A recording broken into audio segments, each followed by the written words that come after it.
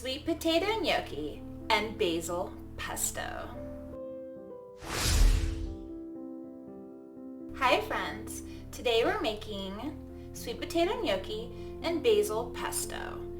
And if you have thought in the past, I love gnocchi, but it's got to be so hard to make, it's not hard to make, I promise you. If you follow my steps today, you are going to be very surprised about how easy it actually is to make gnocchi. For ingredients today, we are using walnuts instead of pine nuts. You can definitely use pine nuts if that's what you like. Basil, I have got 3 ounces here. We're not going to use all of it. Olive oil, of course, extra virgin. It's the only option.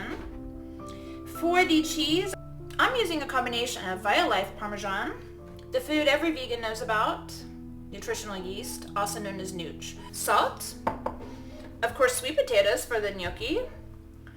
I am using a gluten-free flour. I think this recipe would work just fine with regular flour. I did not test it with regular flour, you know, the full gluten flour, because I'm celiac and that would be dangerous for me. But I'm pretty sure you could just replace it 1-to-1 for regular gluten flour if that's what you're using. And I like to do a tiny squeeze of lemon in my pesto. Our delicious friend, garlic. Cannot forget about the garlic. Muy importante. Or as they say in Italian, what do they say in Italian? So we are starting this by cooking our sweet potatoes. Right now, today I believe these are red garnet sweet potatoes. I know there's a whole thing, sweet potatoes versus yam. What's a yam? Botanically speaking, what's a sweet potato? I don't care. I don't care. We all know what we're talking about. Sweet potato versus yam.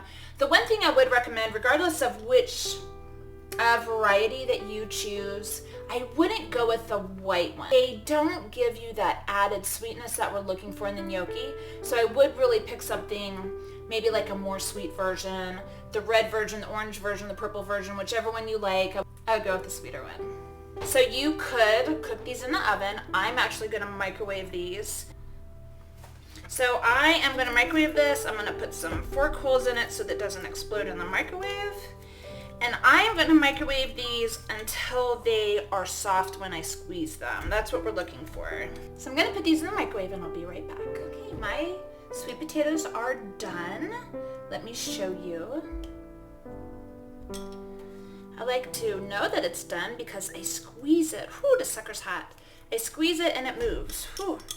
If that's not okay for you, you could try the fork method. It should go in super easily, and then you know it is completely cooked. So let's go ahead and get these sweet potatoes gutted.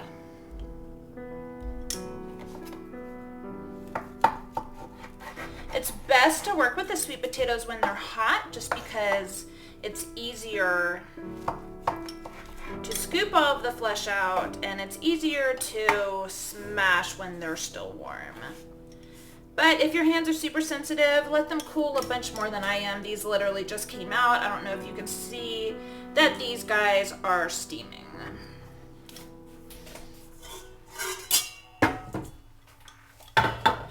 I'm just going to use a spoon and scoop the flesh out.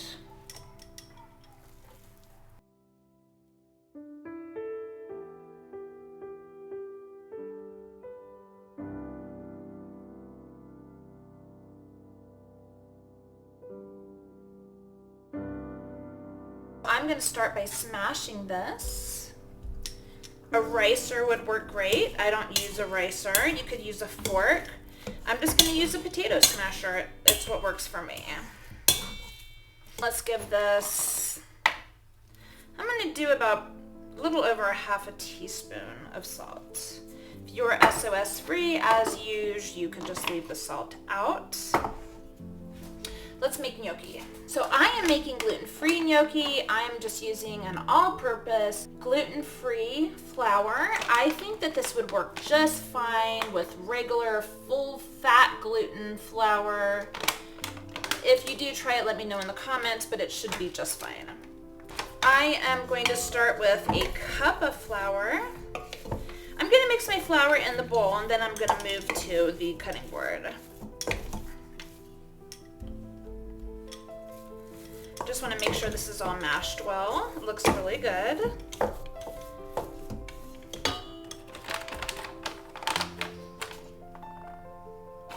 I'm going to start with a cup.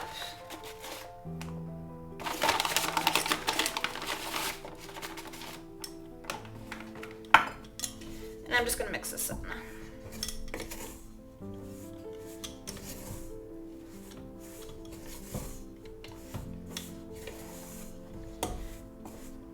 Contrary to popular beliefs, you do not need to use an egg to make gnocchi. And see how the gnocchi is kind of granular. It's not a big sticky mess. So I'm going to go ahead and move to the cutting board.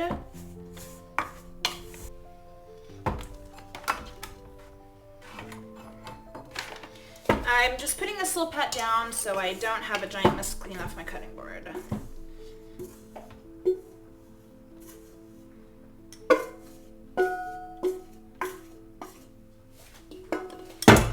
And now we need to make this cohesive.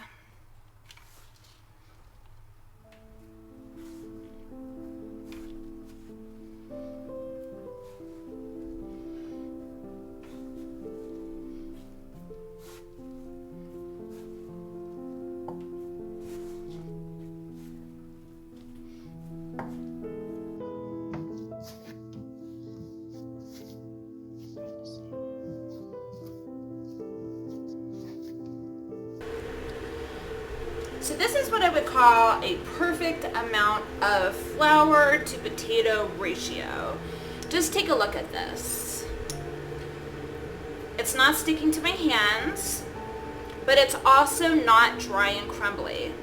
We're going to cut this in 4 quadrants, 4 parts, whatever word I'm looking for to make this easier to work with. They don't have to be perfect. It doesn't really matter that much. And we are going to just roll these out.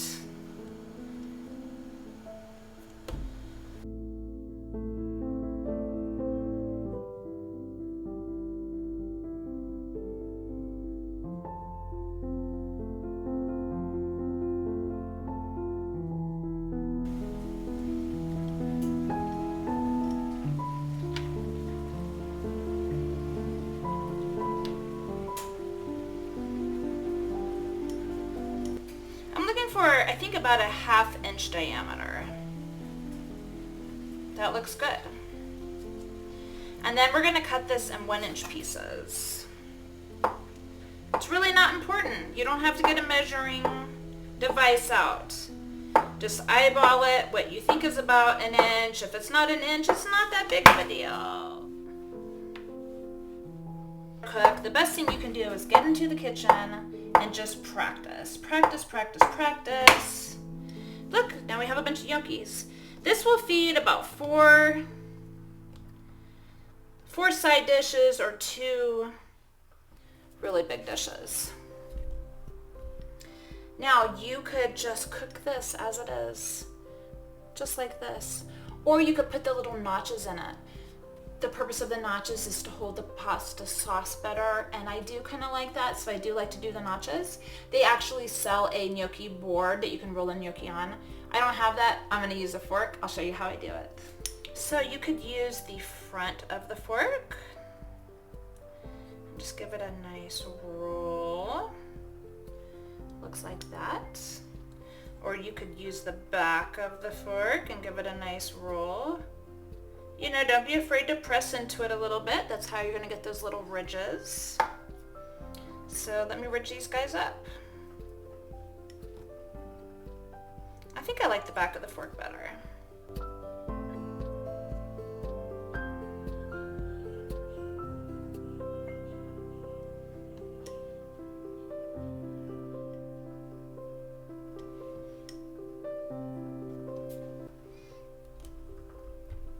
Okay, our gnocchi are ready. Let's throw them in some boiling water. I've got a pot filled with water. You want a lot of water so that when you put your pasta in, it does not bring the temperature down quickly. Because I do use salt, I'm going to use a generous amount of salt. This is probably a little over a tablespoon. The water should literally taste like seawater. And if you are concerned with the amount of salt, trust me when I tell you, your pasta will not absorb all the salt in the water. It will just absorb a small amount. I'm going to cook this in 2 batches.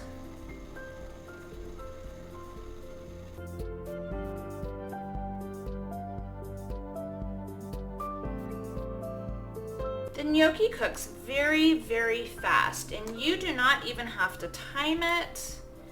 It will probably be about 2 to 3 minutes, and all we're going to do is wait for the gnocchi to float, and then we'll know it's done.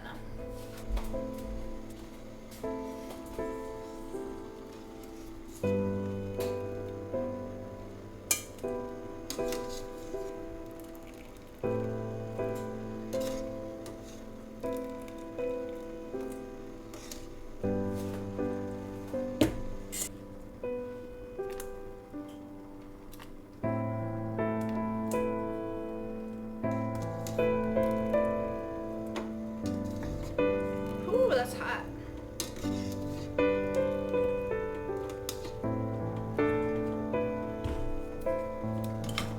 Our gnocchi are cooked. It's time to make the sauce. We're doing a basil pesto, and the first thing we want to do is toast our nuts. So I am doing a pesto with walnuts as opposed to pine nuts today. Why is that? Yes, we know. Pine nuts are traditional. It's what's normally used. However, pine nuts can be very, very expensive. So I want to give you guys a less expensive option for the pesto. So today we're using walnuts. I'm going to give them a quick chop. You actually do not have to toast them if you are short on time or you're feeling lazy, which trust me, we all do at times. You do not have to toast these nuts. But it's just better if you want to spend an extra 2 minutes to make the flavor just that much better. This is the way to do that.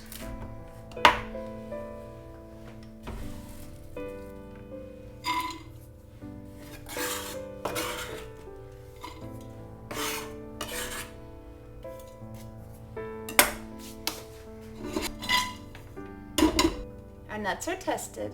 Now let's build our basil pesto sauce. I do not use a food processor currently, so I'm just going to use my blending cup. And I'm going to start by filling it with basil, fresh basil. So I'm just using organic basil. In America, they usually either sell like for $3.79 this tiny little ½ ounce of basil. Why would anybody buy that? Or for like 20 more cents, you could get 3 ounces of basil, which most stores, as far as I can tell, do sell this. We're going to try to use about 2 bunches. Whew. This is 1 bunch. We're looking for at least a cup, okay? So I'm going to pull the leaves off of this.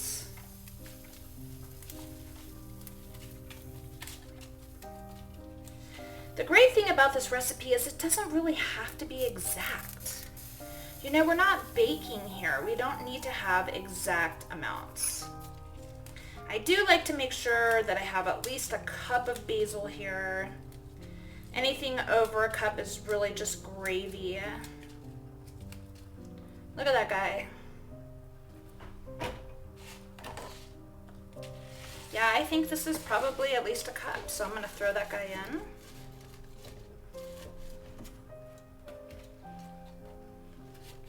To that, I'm going to add a couple of garlics.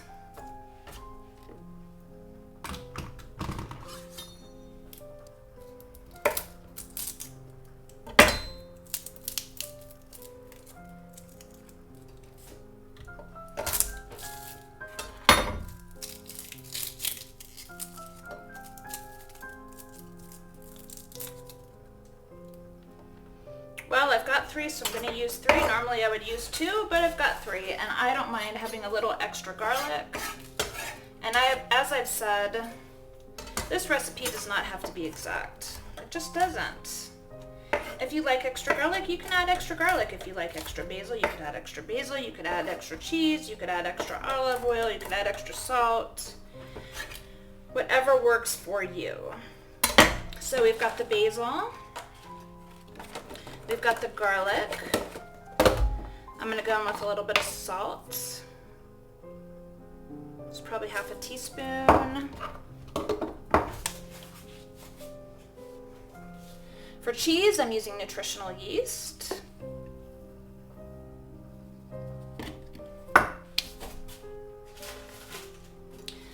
And I'm going to shred some of this Violive Parm as well.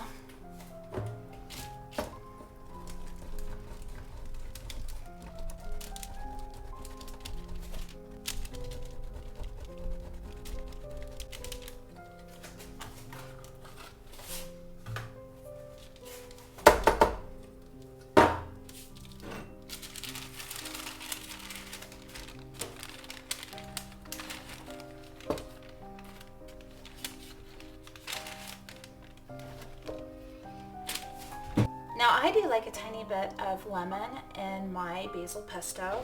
This is totally optional. You do not have to use this, but I'm going to. Especially because the basil oxidizes very easily, the lemon will prevent that from happening. Plus it just brightens the flavor a little bit.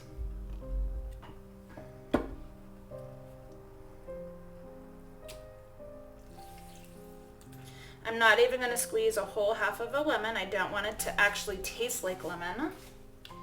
I'm going to pour in my olive oil.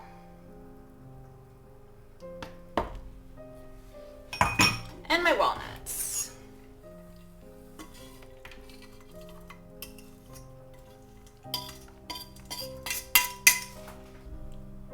I'm going to go blend this. Be right back. Aren't my flowers pretty? Happy birthday to me.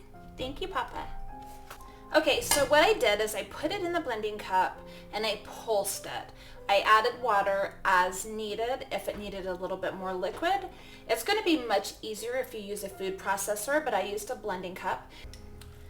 Let's go ahead and pour this on our gnocchi.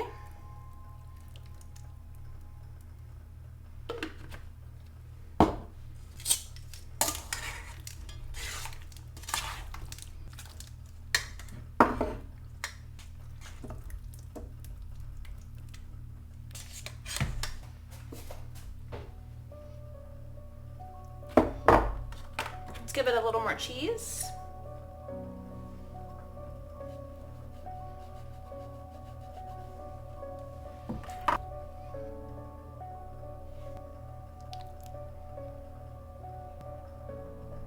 Let's give this guy a little taste.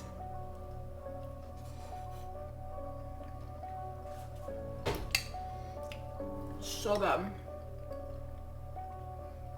The pesto is amazing. Tastes like basil, tastes like olive oil, tastes like garlic, tastes like salt. You don't actually taste the lemon juice, but it does brighten it up.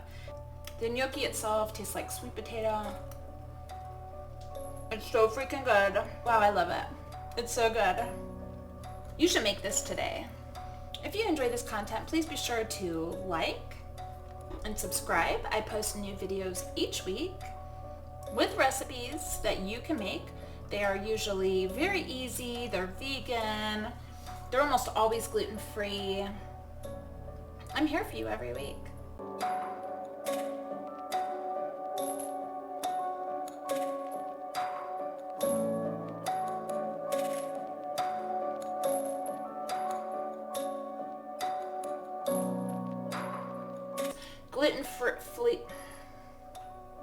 Gluten-free.